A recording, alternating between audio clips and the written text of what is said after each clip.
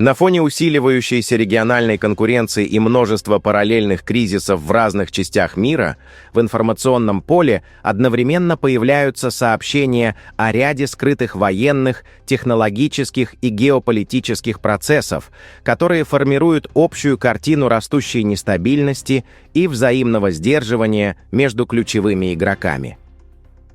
По данным ряда западных источников, незадолго до начала воздушной кампании против Ирана, Израиль мог создать скрытый военный объект на территории западной пустыни Ирака.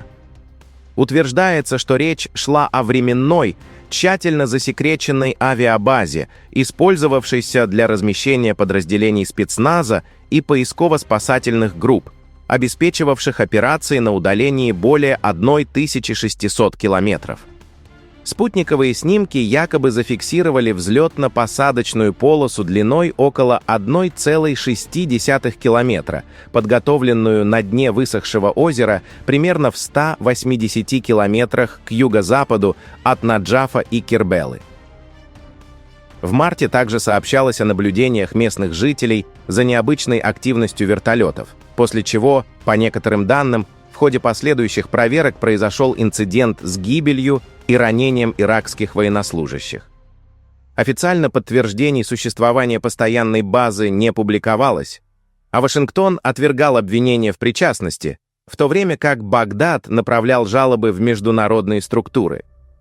Параллельно в Ираке заявляли, что в пустынных районах фиксировалась активность неопознанных иностранных подразделений, однако при последующих проверках постоянных объектов обнаружено не было, что усилило версии о краткосрочных скрытых операциях.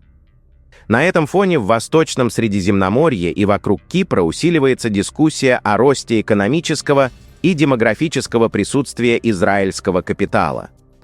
В турецких и региональных СМИ обсуждаются инвестиционные проекты в районе Лимассола, где компании, связанные с израильскими инвесторами, якобы приобретают значительные земельные участки и здания с целью создания многофункциональных комплексов, включающих жилую инфраструктуру, сельскохозяйственные объекты и туристические зоны. В социальных сетях при этом распространяются утверждения о возможных ограничениях доступа местного населения к отдельным территориям, хотя часть этих сообщений официально не подтверждена и оспаривается.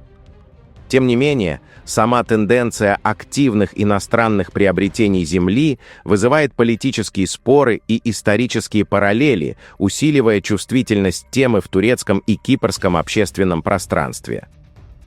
Параллельно в экспертной среде Израиля звучат заявления о стратегических изменениях в регионе.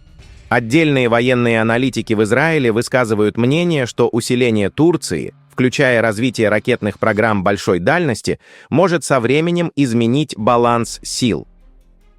В публичных заявлениях некоторых экспертов Анкара рассматривается как потенциальный долгосрочный стратегический конкурент, а развитие ракет с дальностью в 1000 километров трактуется как фактор, выходящий за рамки региональной обороны и затрагивающий более широкий геополитический контекст. При этом в самих турецких заявлениях подчеркивается, что развитие ракетных систем связано прежде всего с задачами сдерживания и региональной безопасности, включая Восточное Средиземноморье и Ближний Восток.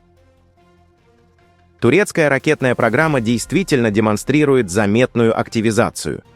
Помимо уже известных проектов средней дальности, обсуждаются более амбициозные разработки, включая системы с потенциально межконтинентальной дальностью. Хотя технические параметры таких проектов и сроки их реализации остаются предметом дискуссий, сам факт их обсуждения усиливает международное внимание к турецкому военно-технологическому сектору. Отдельно упоминается и развитие более ранних систем, предназначенных для региональных задач и оперативного сдерживания, что отражает многоуровневую структуру оборонной стратегии Анкары. В то же время появляются сообщения о расширении технологического присутствия Израиля в других странах региона. В частности, в иранских и региональных СМИ обсуждается информация о возможном создании в Азербайджане крупного дата-центра и инфраструктуры для высокопроизводительных вычислений и искусственного интеллекта, что интерпретируется как часть более широкого процесса цифровой и технологической экспансии и конкуренции в сфере данных и вычислительных мощностей.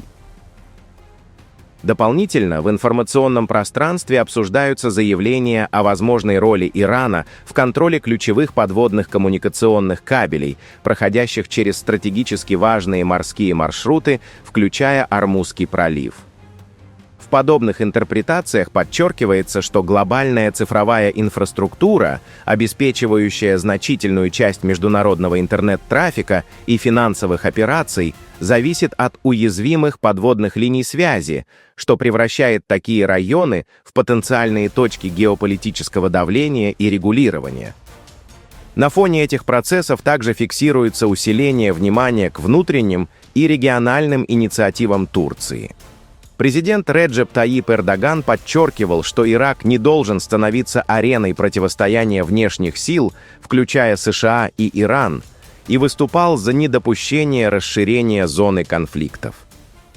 Эти заявления отражают стремление Анкары позиционировать себя как регионального балансировщика, одновременно вовлеченного в сложные многовекторные отношения с соседними государствами.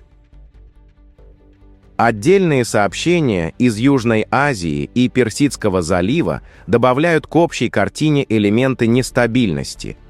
В Пакистане фиксировались крупные нападения на силовые структуры, в результате которых погибали сотрудники полиции, а власти обвиняли трансграничные экстремистские сети в организации атак.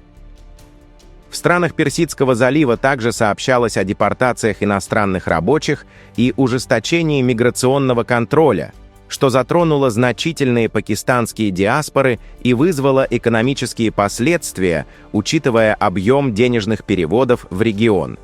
В некоторых международных публикациях и аналитических материалах также обсуждаются сценарии возможного усиления американской военной активности вблизи отдельных государств, включая Кубу, на фоне увеличения разведывательных полетов и риторики политического давления. Однако подобные оценки остаются на уровне интерпретаций и не подтверждаются официальными заявлениями о конкретных операциях. В целом, совокупность этих разнонаправленных процессов, от скрытых военных операций и развития ракетных программ до технологической конкуренции и экономической экспансии, формирует картину растущей фрагментации международной системы. Региональные конфликты все чаще переплетаются с технологическими и инфраструктурными аспектами, где контроль над данными, логистикой и коммуникациями становится не менее значимым, чем традиционные военные факторы. Подписывайтесь на наш канал, чтобы быть в курсе самых важных новостей Ближнего Востока.